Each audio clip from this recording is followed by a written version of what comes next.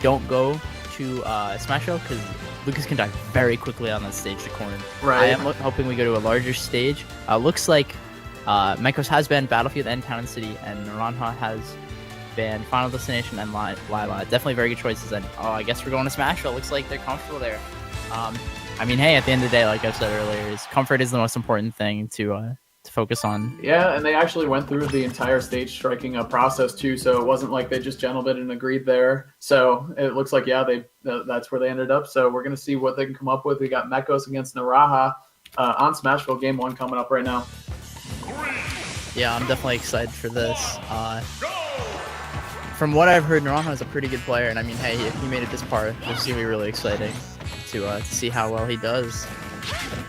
And especially with Corrin being a character that a lot of people are requesting getting a lot more exposure. So looks like we're going to jump right into it. And immediately, they're both kind of like feeling out the center stage. Nobody ran after one another right away. It was more of a feel out kind of thing. Ooh.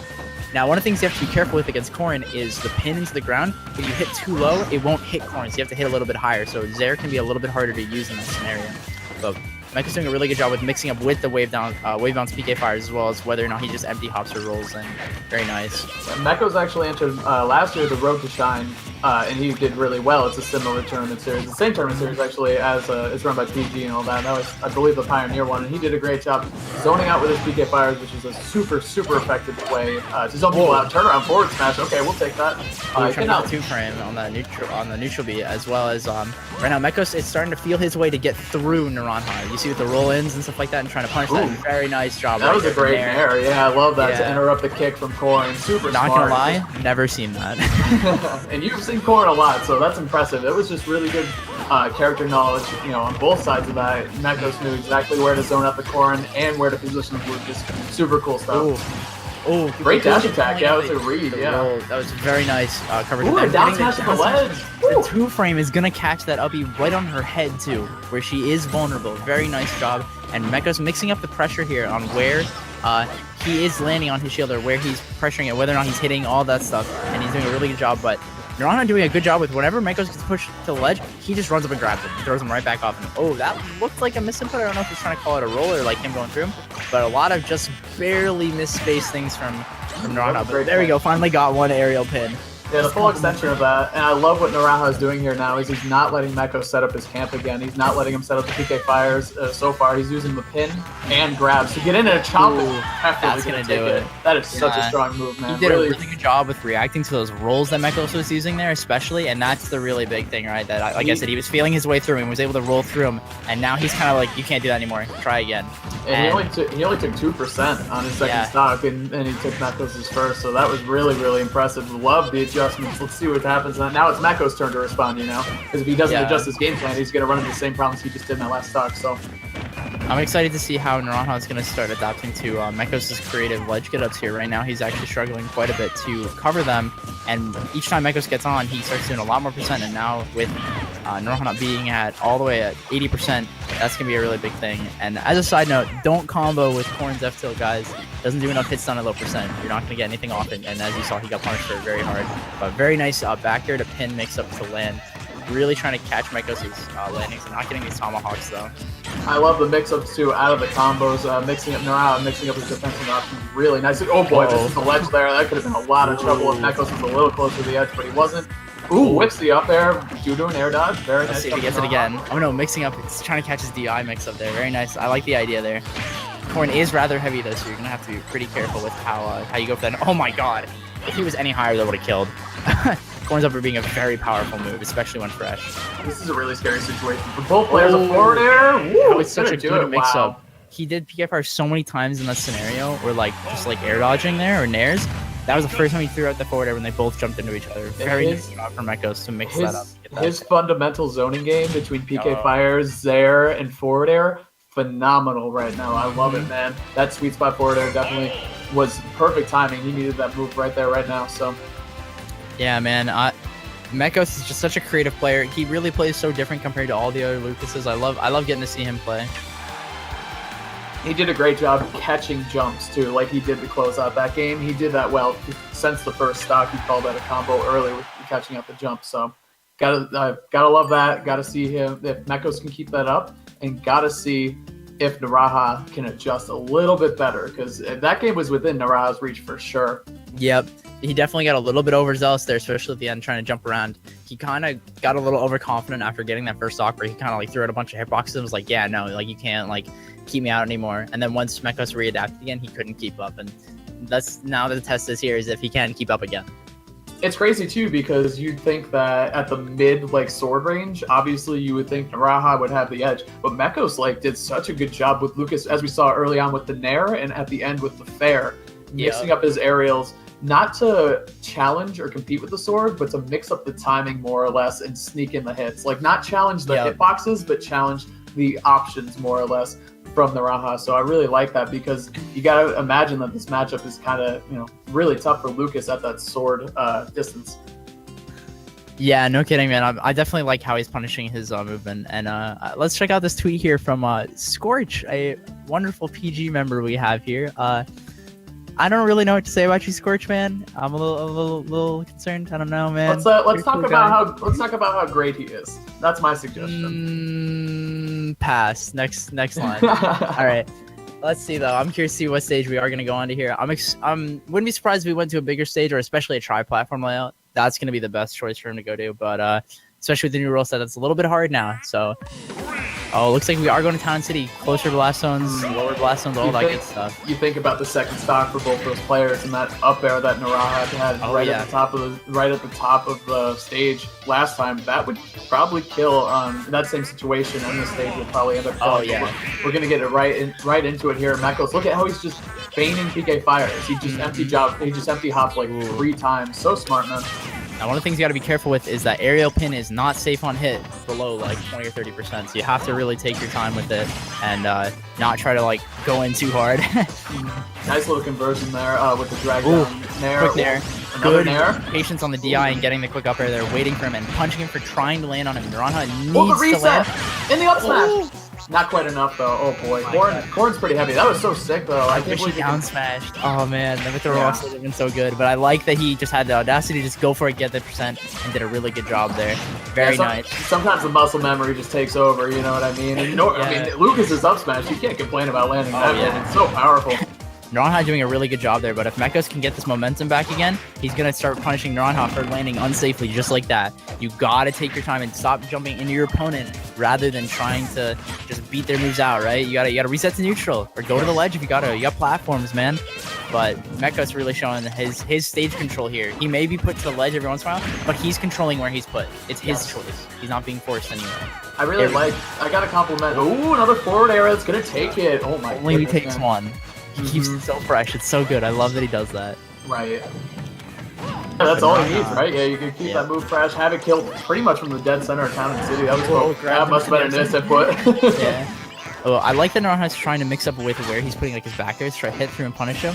Oh, that was definitely a flub on the roll there. He probably wanted to dash forward. Ooh, that there is a little overzealous, but I like the different pressure that he's using though, for sure. Oh, wow.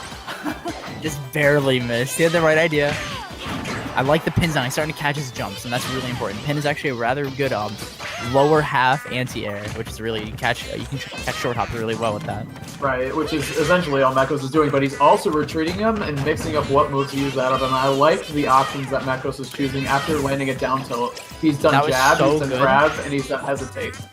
That was so good from Naranja to get that footstool right there to get out of that, as well as Mekos dropping his neutral beat right away when he saw like, oh hey, like this isn't gonna hit, and just stopped and like went back to covering the ledge get up. That was really nice little trap. Oh, it bounced off the stage. That was like the one little hit.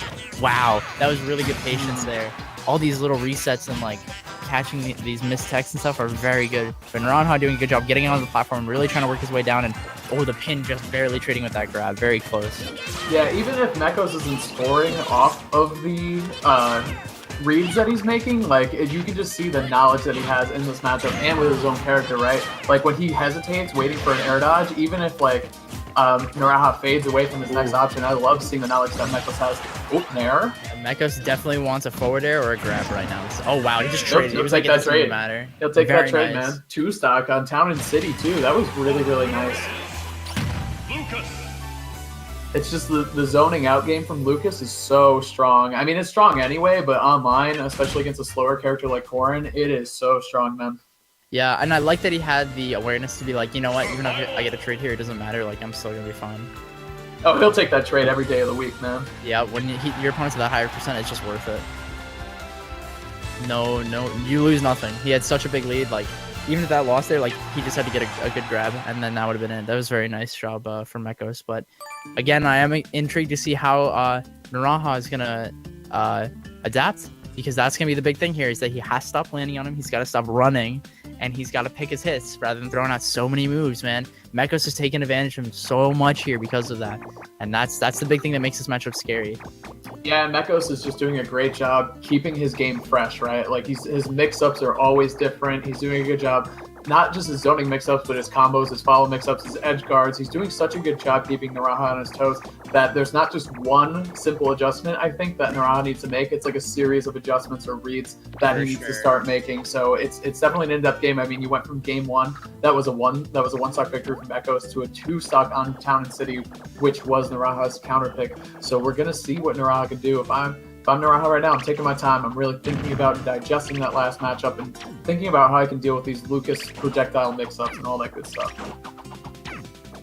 Yeah, man, I'm really curious to see this, because it could either be really good, or Mekos could just step it up even further. Mekos is a very observation heavy as well as adaptive, prioritizes adapting above all else. Is if he gets hit by something, he's gonna figure out exactly why he got hit and spend the time in the game to do that, so that he doesn't get hit by it again, no matter what it is. And Lucas is just such a good character to prioritize adaptation over everything. He's so slippery, and he just has such like a nice, I don't want to say basic, but a nice like I don't know what the word I'm looking for right now is, though, but his mix-up game, simplistic, yeah, even that though. But he's such a master of it. He makes it so good. The zoning with all the different zoning options that Lucas can use and has, and he's throwing them all out, man. And he's really keeping Naranja on his toes.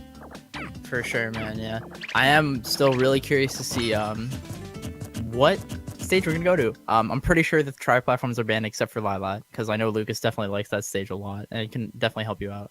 But you never know with how this all is. It looks like we are just gonna run it right back, and makes sense.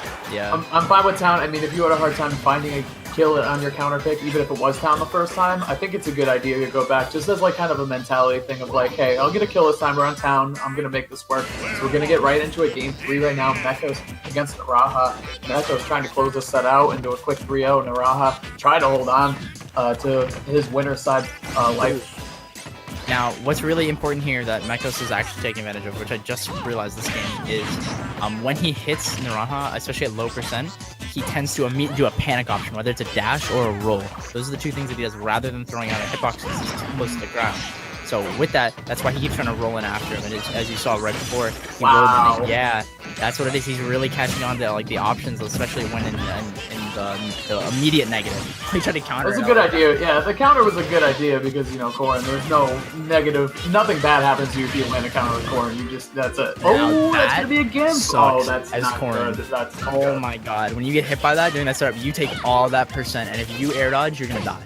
You have to take it, and if you don't, you're not sure whether or not you have to tech, check out Beefy Smash Dudes. I forget what it's called, but you like buffer, air dodge, and LB at the same time, and whichever one needs to come out is the one that comes out. Very awesome. Coach Zeke, ladies and gentlemen.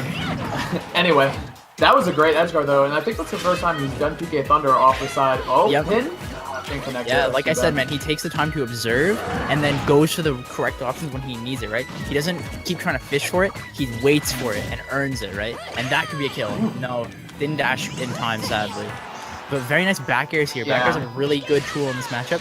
You just have to be careful to throw it out before the PK fire. Naranja kind of found the back air at the end of game 2. I saw him throw it out a couple times in a row, and it worked out for him. So I like to see that he's sticking with it now and trying, instead of trying to adjust to Mekos' zoning. A few nairs coming out and up there, another up there too. Ooh. Oh my god. Oh my goodness. Right now, oh my god. Naranja's defense right now, Mekos is just catching on to every single option and just tracing with all these projectiles. Good DI, didn't die. It was a little scared there, not gonna lie, but Mekos definitely really caught on to Naranja getting really scared and not DIing any of that correctly, just one hit after the next. If you don't DI correctly against Lucas, you're gonna get hit a lot. You have to do it, you have to keep him out. And if you let him do what he wants, then you're gonna get hit over and over and over. And that's another tricky thing about this matchup, right? Is that Corrins really like to use the pin and then the safety of the pin, right? And kick away. But if you kick away from Lucas, you've just created so much space between yourself and him, and you don't necessarily like that. Up throw, there you go. All right, now Naranja's got some offense started. Yeah, Rage and Town and City, let's go. Yeah.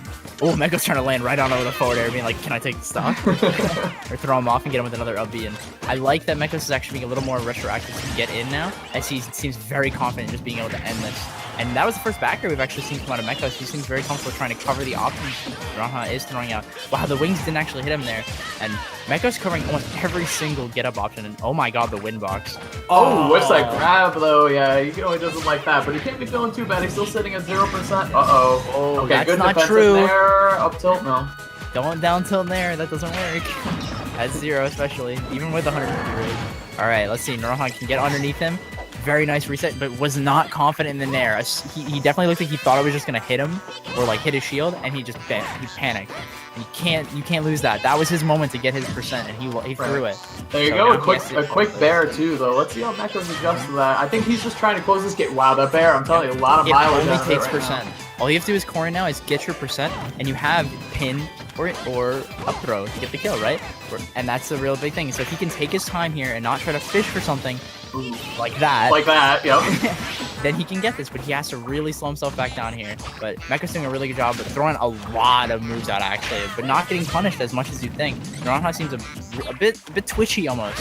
Whoa, he really wants the neutral B. Ooh, nice dash attack too, mixing up the timing. Wow, and it will seal off the game too, because you know what Mekos did there? He threw out a couple grab attempts and they didn't reach. And instead of that final attempt, he threw out the dash attack, which has a little bit of a delay and further reach than the grab. I really like that. It was just a great mix-up from Mekos to take that game 3-0 real quick. Yeah, Mekos really showing the perk of observation, everybody. If you sit and you watch and you find the tools that your opponent likes to use a lot and think about like your toolkit versus theirs and how to deal with it, that's what you got to do. Figure out how to make someone do what you want and feel it out. That's where you're going to get it all the leeway, all the advantage. And Mekos did a beautiful job. A very nice job to Naranja. Actually, almost bringing that back. So very good job, especially in that last game. It's a little scary, man. The adjustments between game 2 and 3 were astronomical, and I think obviously a big thing you have to attribute that to is Corrin's bear. I think that Naranja just kind of remembered, hey man, this is going to be or figured out. I don't know if it was something that before or not, but started throwing out the bear more, and it forced